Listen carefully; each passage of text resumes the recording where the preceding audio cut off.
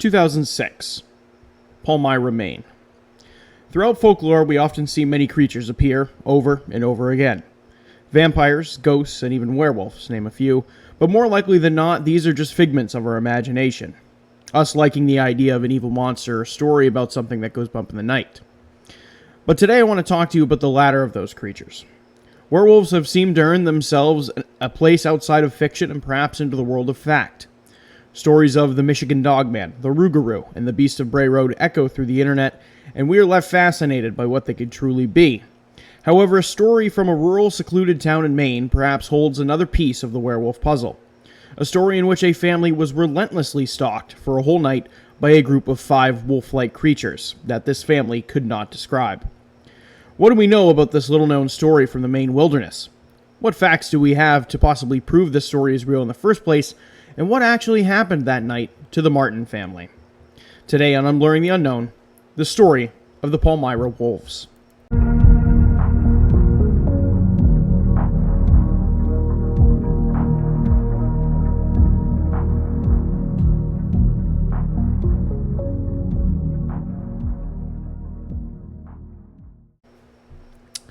Welcome back to Unblurring the Unknown. As always, I am your host, Dominic, and today on the show, I am headed back to the state of Maine, and I know we were just there in the Danny Wood episode, but I saw this topic for today's episode online, and I was shocked that I had not heard of it before, and it was just kind of one of those stories that scratches that weird itch in my brain for kind of these crazy supernatural cryptid stories, and I just had to bump it up to the queue and kind of do an episode on it for this week. And obviously, the last bit of summer is coming to a close, and it's starting to become fall. There's a little chill in the air. You start thinking about Halloween, and my mind instantly goes to kind of these scary stories that I haven't really covered most of the year up to this point. So, of course, like I said in the intro, this topic is over werewolves, in a sense. Although they're never fully described like werewolves, so kind of there's that little bit of gray area. But for anyone who likes werewolves, this is definitely the week for you and definitely the episode for you. So how today's episode is going to work is that I am first going to do a brief history lesson over the history of werewolves and where they first appeared, a little background on where a story takes place. We will then go into and talk about what happened to the Martin family on that night in 2006, and at the very end I will wrap it up with my own personal thoughts and some theories of what could have happened that night and what could be actually responsible for the Palmyra Wolves. Now, of course, most people have heard of what a werewolf is, and many people know what they are, and because of that, I am only going to do a brief history of them, because the idea that what attacked the Martin family were werewolves, that kind of idea is kind of, again, in gray area, kind of up for debate, but of course, we'll go into the whole story and dive into all that here in a little bit. However, the story of werewolves and their origin is debated, but it seems to have a slight origin within the Epic of Gilgamesh. I mean, that might sound familiar to you, because I feel like everybody in high school, in their history class, in their world history class, probably has heard of the Epic of Gilgamesh in some sort. Now, werewolves in a couple different ways are, of course, described as maybe our traditional man-wolf hybrid that is a man and then transforms with the coming and passing of the full moon, and that might be the one that many people are familiar with. However, there also are some legends of werewolves resembling still the man-wolf hybrid, but more as like kind of a mutant of the two that kind of always keeps its form. Now, within the Epic of Gilgamesh, where it is kind of debated that werewolves first appeared, Gilgamesh had turned down a potential lover in the story after finding out that she had turned her previous mate into a wolf. Now, of course, that is very, very only a little bit, and maybe not werewolf in its entirety, but it's the first kind of instance that historians can point to and say, hey, this is the first instance that we can see of a man being turned into a wolf through one way or another. Now, from there, werewolves have been a part of Greek mythology, and most notably French folklore. Because of that, French folklore that we see in historically French-predominant areas of the United States, like the Northeast and even Canada, and all the way down in Louisiana, have legends of werewolves in some capacity that have been passed down from generation to generation. Now, because of the extent of French folklore with werewolves, many serial killers throughout France's early history have claimed to be possessed or influenced by werewolves.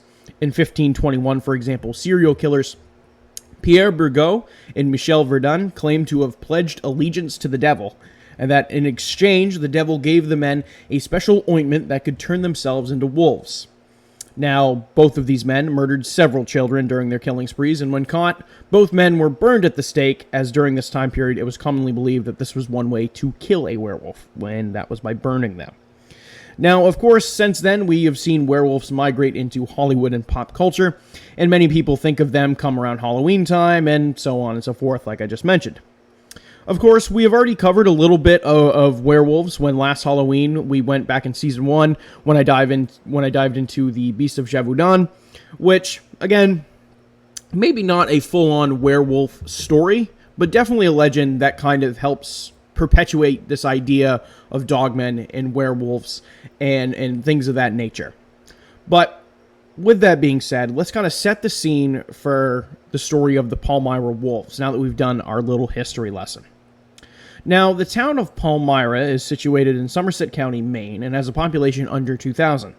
It sits north-central in the state and is neighbored by the larger towns of Skowhegan to the west and Bangor to the east. Like many small towns in Maine, it is incredibly isolated and small and contains ridiculous amounts of untouched wilderness. Now, it's often that I find that many people don't realize how big Maine actually is and how much of it remains relatively untouched. There are certain parts of the state that are only accessible by dirt road for hours and hours on end, and very people even go to those areas yearly. It is a very untouched area, and it is no secret that many animals choose to inhabit these woods, and that encounters with animals within the state of Maine are extremely common. Now, with that being said, we kind of know where Palmyra is a little bit. Let's get into the story of the Martin family. Now, in 2005, a workplace injury at his job at the paper mill forced Eric Martin and his wife Shelley to kind of rethink their careers, and that caused Shelley to now get a job, now that Eric was going to be out of work for the foreseeable future. Now, like I said, Eric worked at the paper mill, and he was the family's only source of income in that moment. Of course, this was 2005, so this was one-income households were very much easier to do back in 2005 as opposed to now. I don't think many single-income households are able to work in today's economy, but nonetheless, I digress. Now, this forced Shelley to now go and get a job to work for the family now that Eric had his workplace injury. He injured his back. He slipped a bunch of discs in his back, and he was no longer able to work. Now, Shelley was able to get a job back in her hometown of Palmyra. She was able to kind of get this job through some family and connections, and this would cause the Martin family to relocate to the town of Palmyra. Of course, Palmyra wouldn't be their basically first choice, but they didn't really have much of a choice, if that makes any sense. Shelley basically had to take a job that was offered, and because of basically the accident, Eric going on disability, she had to get a job. This was kind of the short list of options, so that's what led them back to Palmyra. Now, they moved into their new home in Palmyra, which actually ended up coming with more property than their old house they were living in. But because of it being, less expensive and Palmyra being a less populated area, they could pay less money for what they received in exchange, if that makes any sense. And they actually made out better than you would think in terms of what they paid for it. Now, they would end up moving out to a large piece of property with a large farmhouse, a barn, and a vast expanse of land, all to themselves, which, on the surface, seems pretty nice. However, it was very isolated. It was surrounded by extremely thick forest all around, and it was only accessible via a long, windy access road, kind of slash driveway from the main road. Now, there was some hesitancy to move to an area that was so isolated from everything else. However, for someone like Eric, this was kind of good. Eric actually loved to hunt and saw this in some ways as a good thing, whereas Chelsea, Eric and Shelley's 17-year-old daughter, not so much. Of course, we all know relocating a teenager is not an easy thing to do, and I think anyone can relate to the feeling of moving to a new area for the first time and feeling very out of place, and almost like you have to start over in a way. Of course, that wouldn't be helped by the fact that they lived on this property really kind of isolated and all away from everyone else. Because of being such a big hunter, Eric owned quite an extensive collection of firearms, much to Shelley's disinterest in them. She didn't always feel the safest around them, and since the family now has a barn on their property, while unpacking, Shelley wanted Eric to store all of the guns he owned in the barn so no one or the kids could get to them. Of course, kids being in Chelsea in particular. But they also had a grown son named Sean, who, again, plays a small role in this story, but not a huge part. But of course, he'll come up here in a second. Now, whether or not Eric and Shelley had any more kids, I couldn't really find, as information on the story kind of seemed very far and few between in my eyes, and I couldn't find a whole lot of personal details about the family outside of the events of this story. Now, of course, as you can tell by the intro and the title of the story, having guns in the barn and being isolated from them might not have been the smartest thing in the world. But of course, many rural families, especially in Maine, are avid hunters, and although every family is different, when you do live in sparsely populated areas, it is not uncommon to have run-ins with animals that, you might not want on your property, like bears or coyotes, that could pose a threat to you, your family, your pets, or other farm animals that you might have. Now, this is kind of a little side note. I do encourage everyone, if you do own firearms and such as that, to keep them in a safe space, like a safe, locked away, everything like that. However, but to be accessible in the event of emergency.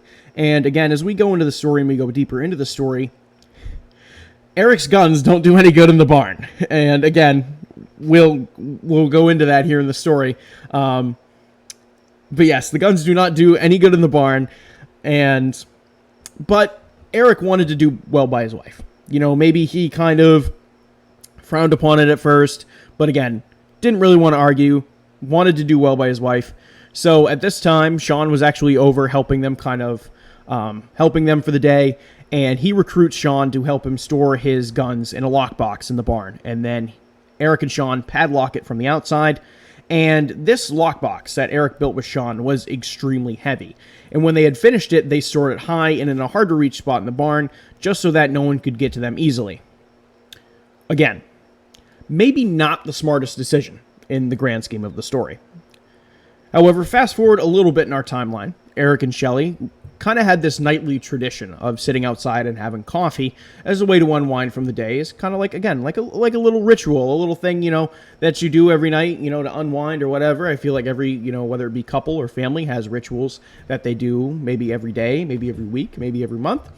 So this, on the surface, doesn't sound super uncommon. Now, they would be sitting on the porch, sitting outside and having coffee, again, unwinding from the day. And while doing this one night, Eric and Shelley happened to notice something that stood out to them. Now, of course, this would be in 2006, so this would be almost a year after they had moved into the farmhouse in Palmyra. Now, in the tree line, a few hundred meters away from the house, Shelley would spot a mysterious light. Shelley would go on to describe this light as this kind of weird pulsating light, and this seems strange, as there was no road out that way, so this couldn't be a car or anything like that. And of course, the light wasn't consistent. It was pulsating. And at this point, knowing no one really should be out there, Eric kind of thinks that this could be a poacher out on his property. And Eric decides to get Sean, who was staying the night at the home that night, and he says, "Hey, I think there's a poacher on the property. Let's go check. Let's go get it. Let's scare him off the property. Hey, this is private property. You can't be here. And let's go investigate." Now, of course, them being in the middle of nowhere, surrounded by forests, this would kind of be a rather safe assumption, as poachers very commonly use the cover of night to conceal their illegal actions. Now, Eric and Sean start to approach the tree line, and when they do, the pulsating lights start to fade backwards and deeper into the forest. At this point, they feel fairly good that this could be a poacher. So they get closer and closer, and they holler out that, "Hey, you're here on private property, and whoever is out there, you need to leave now." And eventually the lights fade out deeper into the woods. And just to make sure, this quote-unquote poacher had left, Eric and Sean walk maybe 30 to 45 feet into the woods and kind of keep hollering out for this person to leave. Like, "Hey, get out of here. This is private property. You can't be here," stuff like that. And while in the woods, Eric and Sean actually hear something rustling around in the woods, almost kind of next to them or like parallel to them. And of course, this is Maine at night in the woods.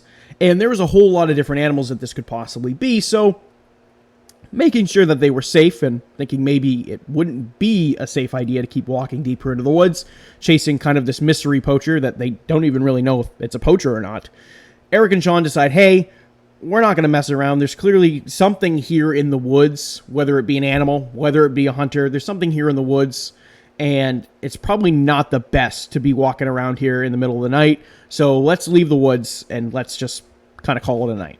And they decide to head back up to the farmhouse. Now, about a month after this, Nathan, who was Chelsea's boyfriend, was staying at the house with the family. Nathan and Chelsea decided to take the dogs out for a walk one day around the property and into the woods. Now, once they get into the woods, they let the dogs off the leash so they can go explore and, do your normal dog stuff. Now, the dogs decided to run straight into the woods, and after a short period of time, they came and stopped at almost this den-like structure that was partially made with downed trees and kind of almost burrowed into the ground. Now, Nathan and Chelsea weren't fully sure who made this, but they knew something made it for a purpose. Whether that be a person or an animal that made this, they knew that something made this. This was not a naturally occurring structure. Something built this.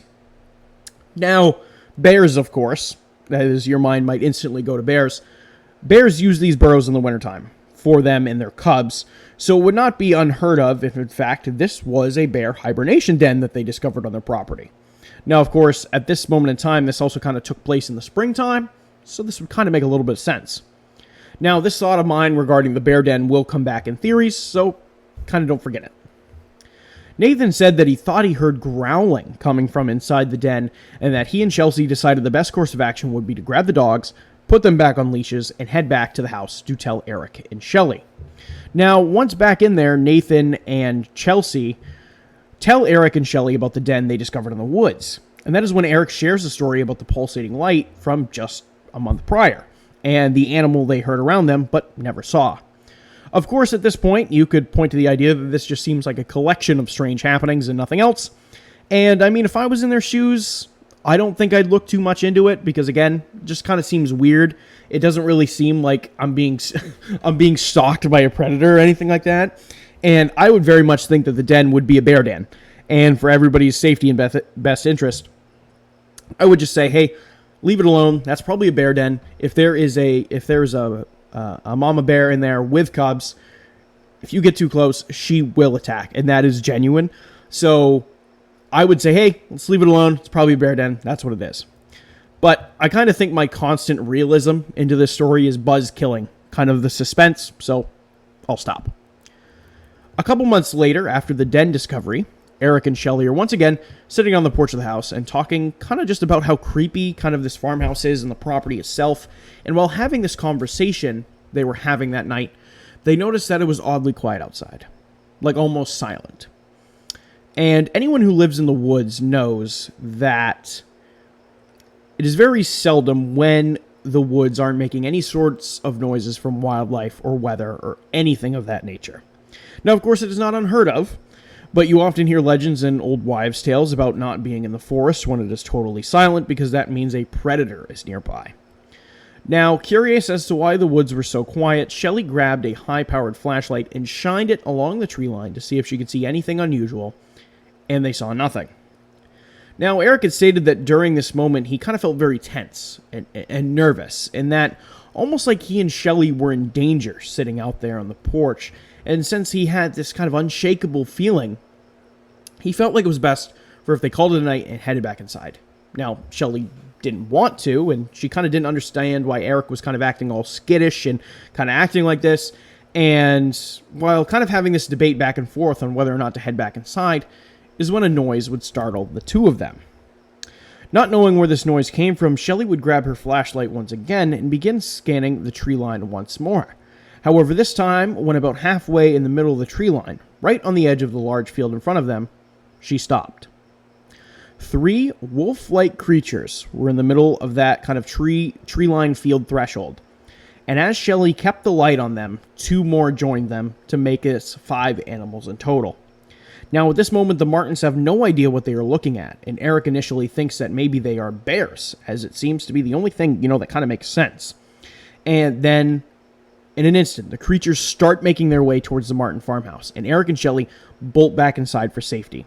As the creatures get closer to the home, the Martins start locking everything they can get their hands on, every door, every window, trying to make sure that whatever these things are, they don't make it inside the house. The unfortunate thing, however, is that they really had no conventional way of defending themselves if these animals ever got inside the home, as Eric, of course, had all of his guns stuck and locked away in the barn. At this moment, Shelley begs Eric to not go out there, to which he reluctantly agrees. I mean, I certainly wouldn't go out there if there were fucking 5 werewolves or whatever these were, even if my guns were locked away in the barn. Going out there would surely involve me possibly getting eaten by werewolves, so I'd stay inside too. Shelley then goes upstairs and starts locking the upstairs windows and wakes Chelsea up out of bed and tells her about the creatures and what's going on. Shelley then tells Chelsea to look outside so that Chelsea could actually kind of believe what Shelley was telling her, and they both looked out the window and they tried to sneak a peek at the creatures. Shelley in particular tried to sneak a closer look at them, and when Shelley slowly peered her head to look out the glass of the window, the upstairs window, she observed the 5 wolf-like creatures sitting parallel to each other in like a straight line, which is extremely abnormal and did not look like regular animal behavior to her.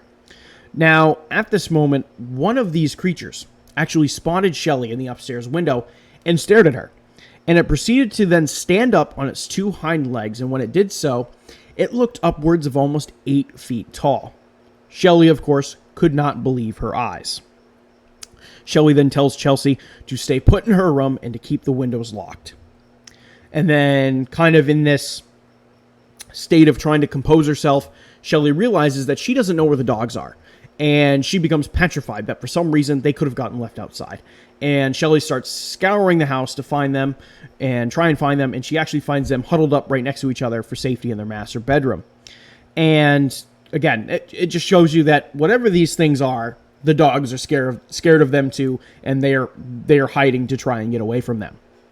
Now, back downstairs and with Eric, there could be a variety of things racing through his mind at this point, and even Shelley's, what these animals are, what is going on. And at this same time, Eric thinks that the only way to protect the family is by retrieving his guns from the barn. However, going outside would most certainly not be the best idea.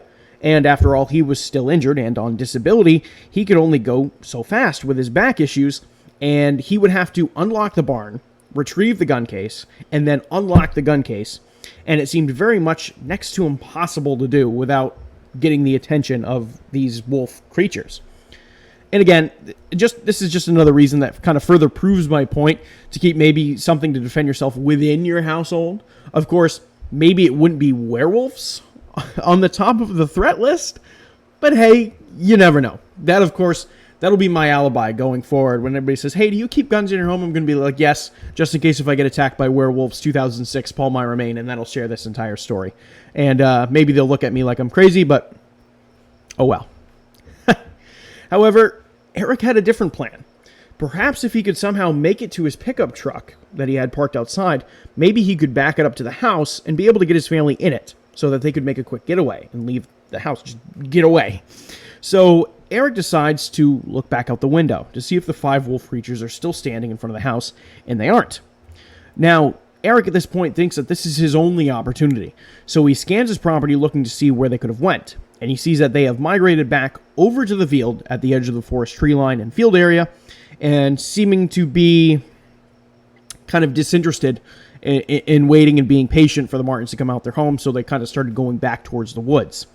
Now, Eric decided this was the only time he had, so he made a break for his pickup truck, and once he slowly opened his front door, and he made his way to his pickup truck parked in his driveway. He kind of slowly made over there, looking over his shoulder, trying to make sure that he wasn't attracting the attention of whatever these creatures were.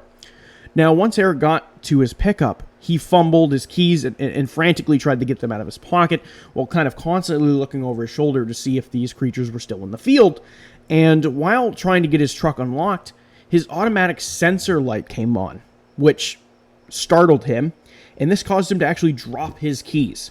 And the light coming on actually, and him dropping his keys, spooked the wolves, and one of them actually stood up in the field.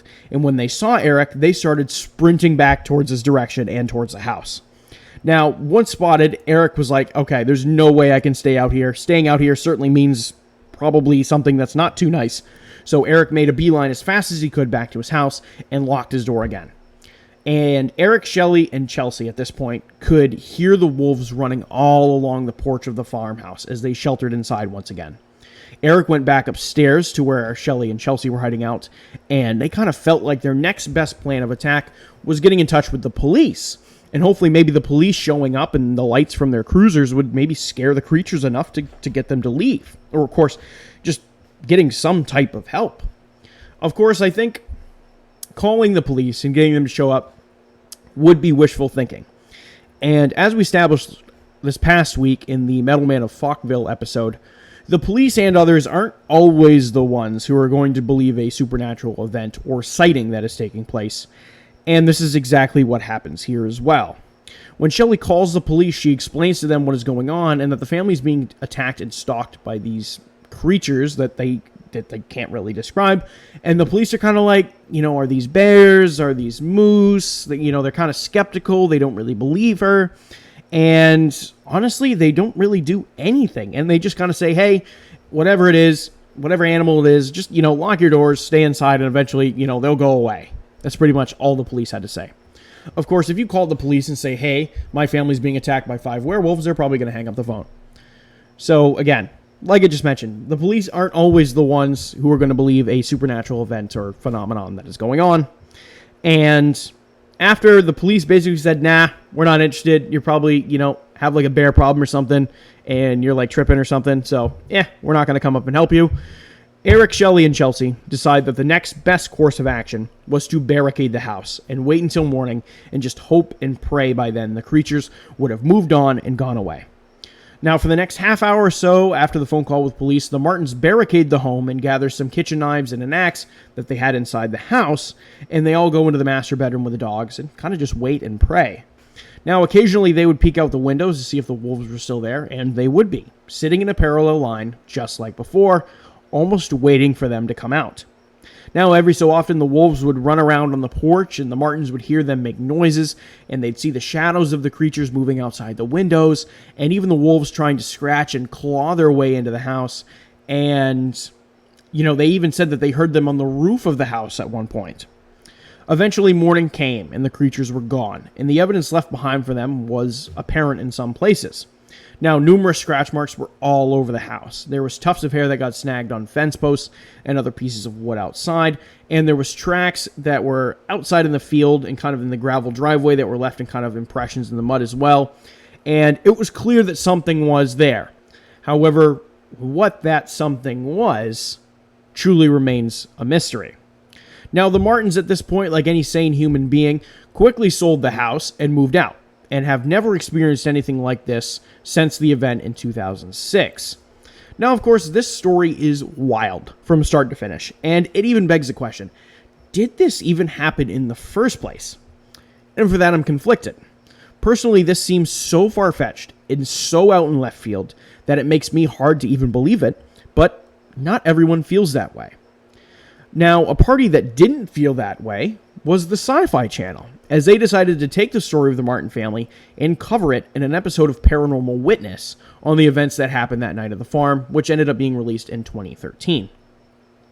And while doing research for this topic, many people who claimed to be from that area in Maine in YouTube comment sections, again, YouTube comment section, so take that as it may, kind of back up the Martins' accounts of what happened to them that night. I actually have a couple that I want to share with you. Now, at HollyMower610 says, and I quote, "I live 20 minutes from Palmyra. I knew these people. They were regulars at the local store where I worked for several years. I myself had a crossing with one of these creatures in Clinton, Maine, about 25 minutes from Palmyra. They are definitely here." Close quote. Another comment from P1ZD3C says, and I quote, "I grew up in the remote woods of Maine. I've been an outdoorsman since I could walk and have an intimate understanding of the wildlife. I am an excellent tracker. Without going into too much detail, I can say that my family and I saw lights similar to those that you describe on a winter's night in 1983. A group of friends and I also saw one of these creatures on a lonely road to Quebec in northern Maine back in 1988. I've always been sober and I don't have any mental illness. That said, the things that I have witnessed both in the woods and on the water along the coast in Maine would make a bald person's hair stand on end." That's like the best analogy ever, but I'm going to keep going. "I've always been an atheist, But what I have seen during my lifetime, especially in the remote areas of Maine, have convinced me that there is far more happening than we understand." Close quote. Again, these testimonials of similar accounts could, of course, be just blatant horseshit. But because, this is the internet we're talking about here, there's so much fake shit on the internet anyway. But I like to approach these things with at least a little shred of proof anyway, or kind of belief. And kind of hope that these stories are real. I wouldn't think that people would lie on the internet, but people lie on the internet all the time, so what do I know? However, the information on this case and what happened to the Martin family was sparse and far and few between. And it didn't ever seem like the Martins took any photographs from the encounter that night, like the scratch marks or the footprints, or keep any of the tufts of hair that they found.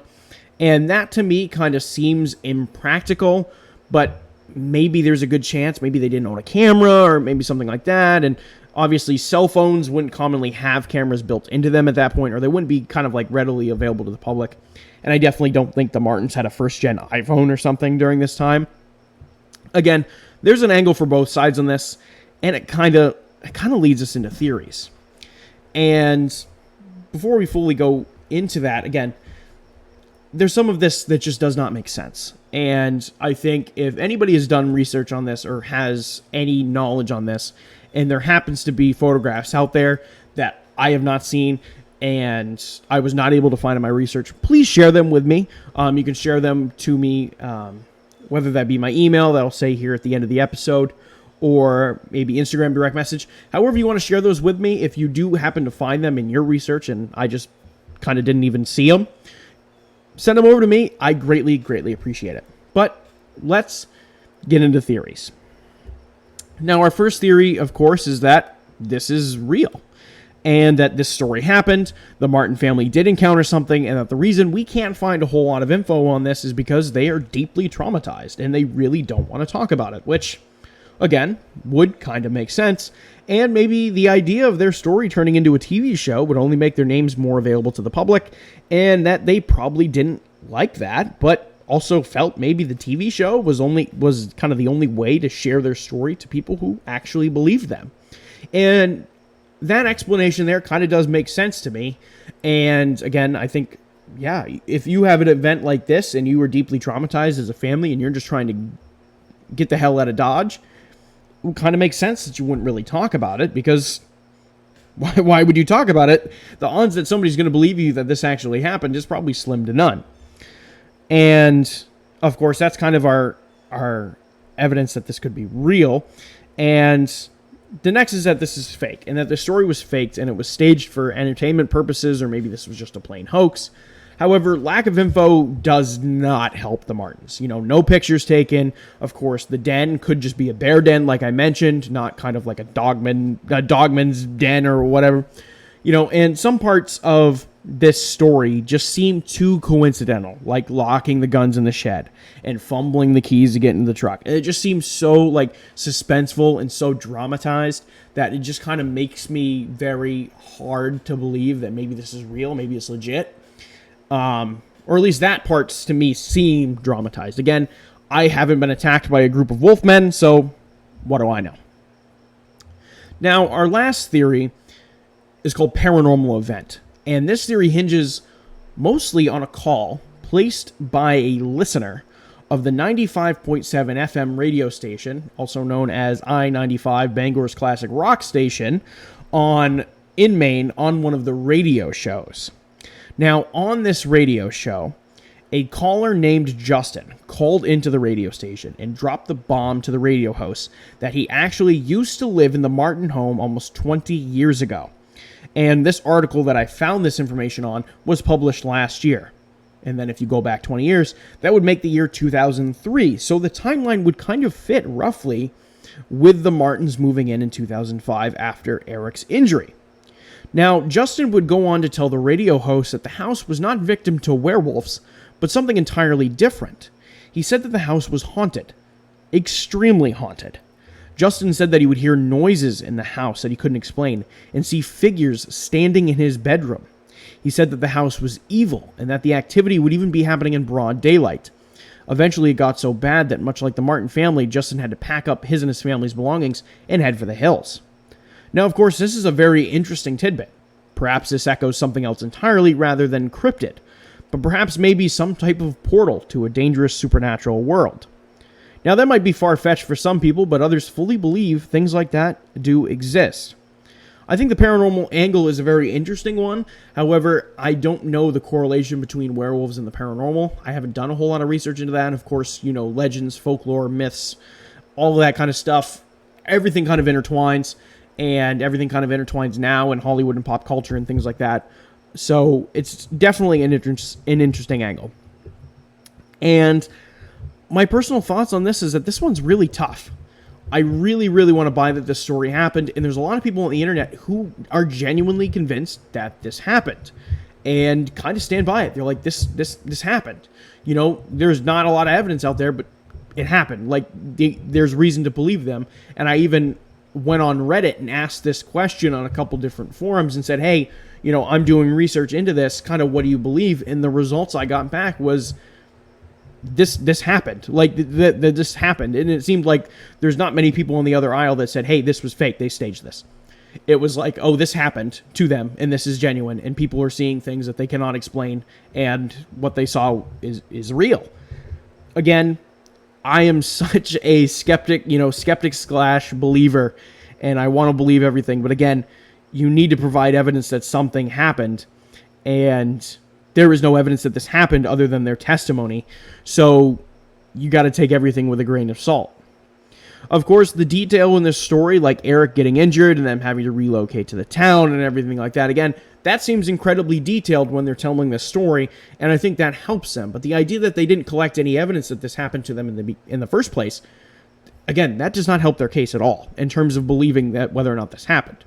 And if anybody else has done any research into the events of what happened that night to the Martin family in 2006, please feel free to send me an email at unblurringtheunknown@gmail.com. You can send me some sources. Like, if I miss some things, of course, I'm a one-man team. So if I miss some sources, I miss some information that you feel like you want to share with me, you can share that with me to my email. You can also send that over Instagram direct message. Also, Unblurring the Unknown on Instagram. You can send that to me as well.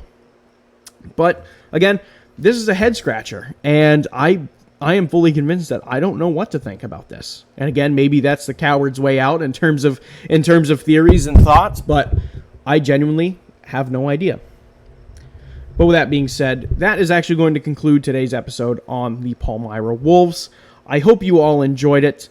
And this was a very interesting one again. I know we just were in Maine, but I wanted to go back because I saw this story and I thought it was absolutely crazy. So, of course, I wanted to share it all with you. And with it starting to be fall, again, I felt like it was very in the spirit of Halloween to share it. So, yeah, so I wanted to share it all with you. But with that being said, of course, this is going to end this week's episode. I hope you all enjoyed it.